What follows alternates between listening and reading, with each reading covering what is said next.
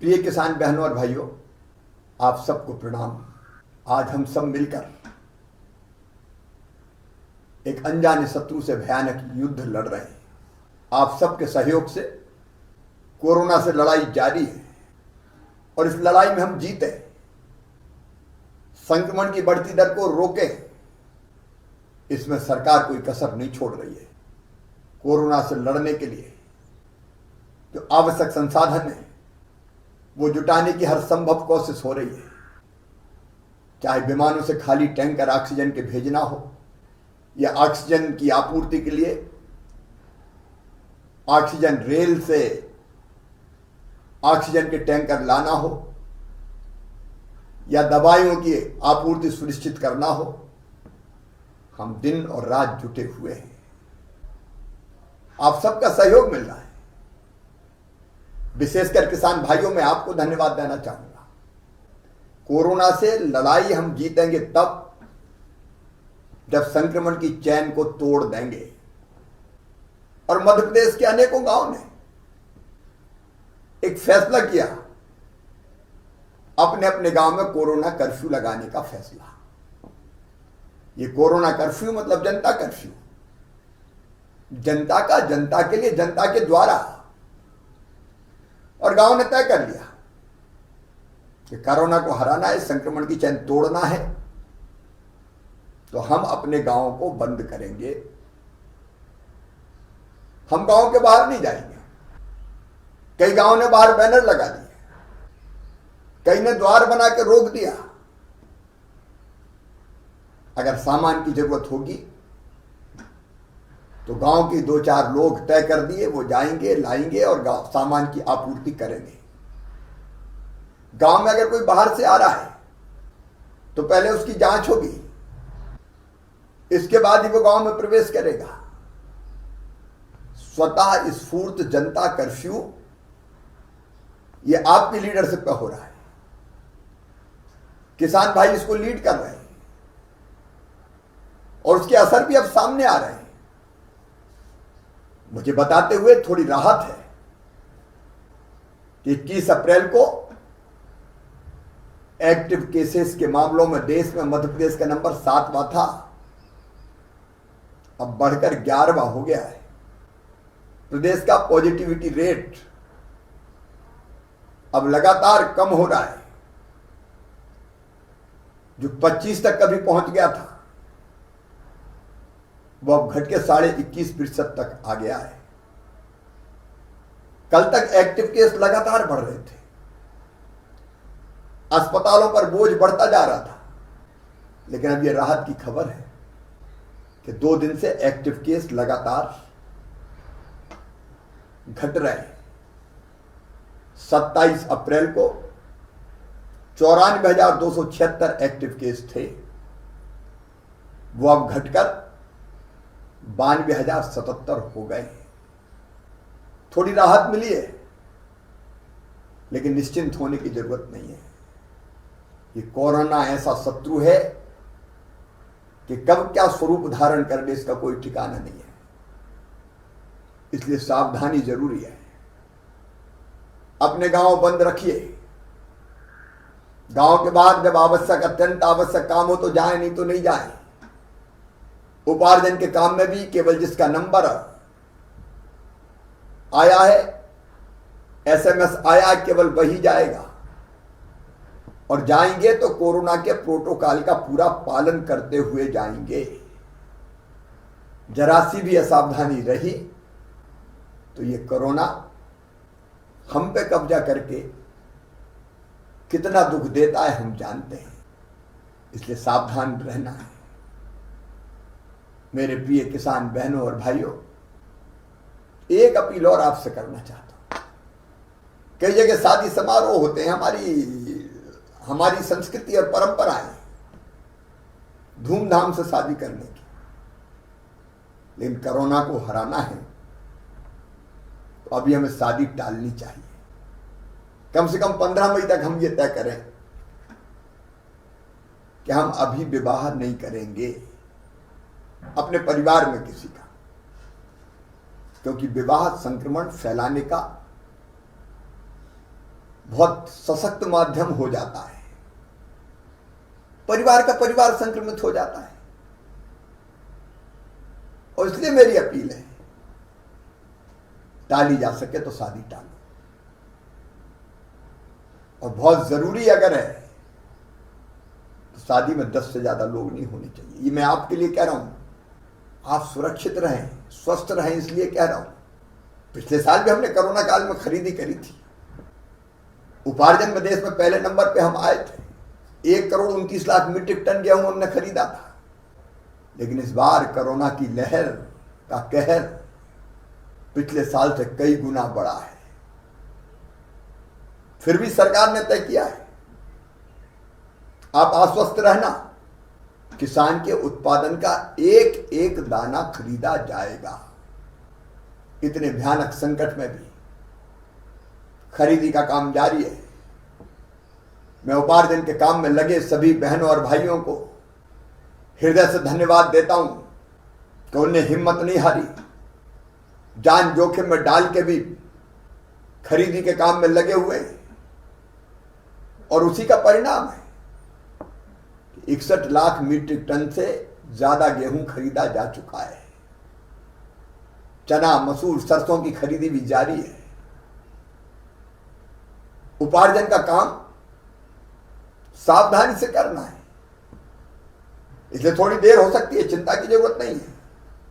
इंदौर उज्जैन संभाग में खरीदी की अंतिम तिथि 5 मई थी, लेकिन तब तक खरीदी संभव नहीं थी, इसलिए उसको बढ़ाकर अब 15 मई कर दिया गया है। प्रदेश के शेष संभागों में 25 मई तक यह खरीदी की जाएगी। मैं फिर आश्वस्त कर रहा हूं, एक एक दाना खरीदेंगे, चिंता मत कीजिए। किसान भाइयों और बहनों, आपके उत्पादन का भुगतान ठीक समय पे हो जाए, उसका भी हम लगातार प्रयास कर रहे हैं। हमने एक फैसला और किया है, क्योंकि अभी खरीदी सबकी पूरी हुई नहीं है, पैसा पास आया नहीं है, और इसलिए हमने किसानों को वर्ष 2020-21 में दिए गए ऋण के भुगतान की अंतिम तिथि पहले मार्च से बढ़ा के 30 अप्रैल की थी, अब 30 अप्रैल से बढ़ा के 31 मई की जा रही है। और इस कारण 31 करोड़ रुपए का ब्याज के रूप में भुगतान किसानों की ओर से मध्य प्रदेश सरकार करेगी। आपके पास जब पैसा आए तब ऋण चुकाइए। मेरे प्रिय किसान बहनों और भाइयों, 0% ब्याज पे कर्ज देना हमने जारी रखा है, वो लगातार चल रहा है। प्रिय किसान बहनों और भाइयों, प्रधानमंत्री श्रीमान नरेंद्र मोदी जी ने किसान सम्मान निधि के रूप में 6,000 रुपया देने प्रारंभ किए थे। हमने उसमें 4 और जोड़े। मुख्यमंत्री किसान कल्याण योजना बनाई, और पिछले साल मुख्यमंत्री किसान कल्याण योजना के तहत सितंबर 2020 से अब तक 74,56,000 किसानों के खाते में 1491 करोड़ रुपए का भुगतान किया जा चुका है। इस वित्तीय वर्ष की पहली किस्त के रूप में 7 मई को 74 लाख किसानों के खाते में 1480 करोड़ रुपए की राशि डाली जाएगी। यह समय संकट का है, आर्थिक गतिविधियां भी कोविड के कारण प्रभावित हो रही है, लेकिन किसान को कोई दिक्कत ना आए, इसलिए राशि उनके खाते में डाली जाएगी। मेरे किसान भाइयों, किसान कल्याण के लिए जारी योजनाएं चलती रहेंगी।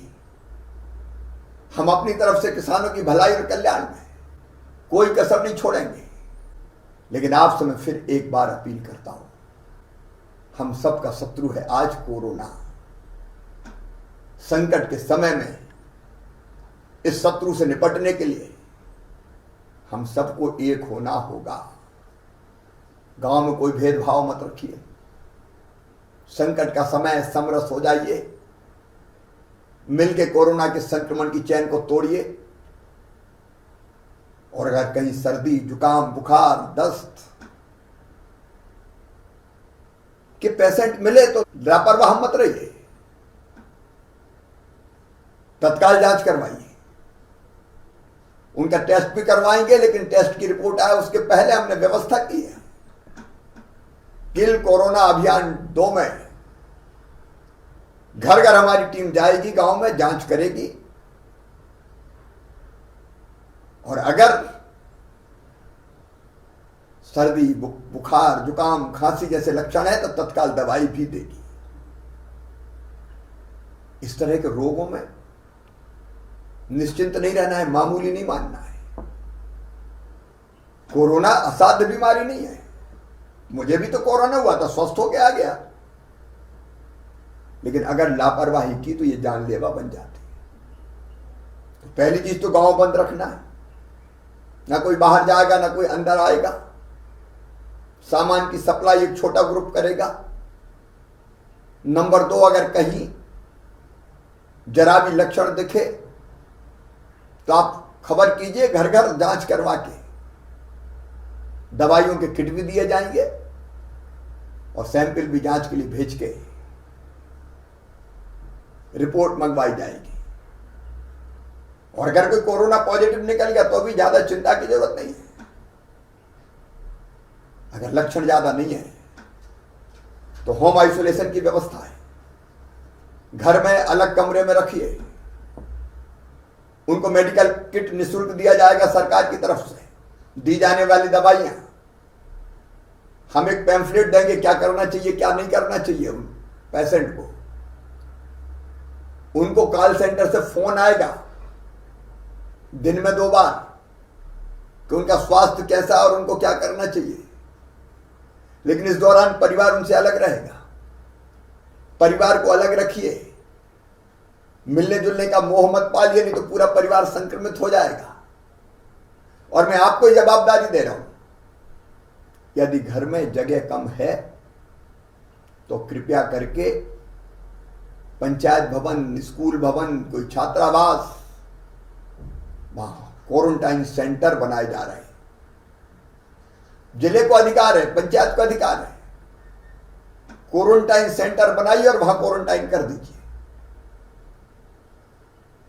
भोजन इत्यादि की व्यवस्था वहां की जाएगी, सरकार करेगी। और जरा भी ऐसा लगता है कि संक्रमण बढ़ा है तो हर ब्लॉक में कोविड केयर सेंटर खोले जा रहे हैं। कोविड केयर सेंटर में भर्ती कर दीजिए। वहां डॉक्टर देखेंगे, चिंता करेंगे,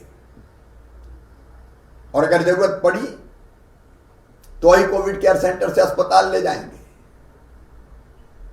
होम आइसोलेशन में हमारे 68-69 हजार लोग हैं। 1.25% से ज्यादा को अस्पताल नहीं जाना पड़ रहा, घर पे ही ठीक हो रहे हैं, कोविड केयर सेंटर में ठीक हो रहा है। लेकिन मेरे बहनों और भाइयों, ऐसी नौबत मत आने दीजिए कि संक्रमण फैलता जाए और हम परेशान होते रहें। इस कोरोना को अपने गांव में प्रवेश मत दीजिए, और उसका तरीका घर पे रहिए। कुछ दिन है ये हमारे संकट के, धैर्य और संयम हमने रख लिया तो हम कोविड को समाप्त कर देंगे। और लापरवाही की तो कोविड हम पे हावी हो जाएगा। आइए मेरे प्रिय बहनों और भाइयों, मेरे किसान भाइयों, अपने गांव को आप लीड कीजिए, कोरोना मुक्त गांव बनाइए, संक्रमण की चैन तोड़िए, भीड़ की कोई गतिविधि मत होने दीजिए। गाइडलाइन के हिसाब से व्यवस्थाएं कीजिए और व्यवस्थित रहिए। मुझे पूरा विश्वास है कोरोना हारेगा, हम जीतेंगे, वो दिन जल्दी आएगा। बहुत बहुत धन्यवाद।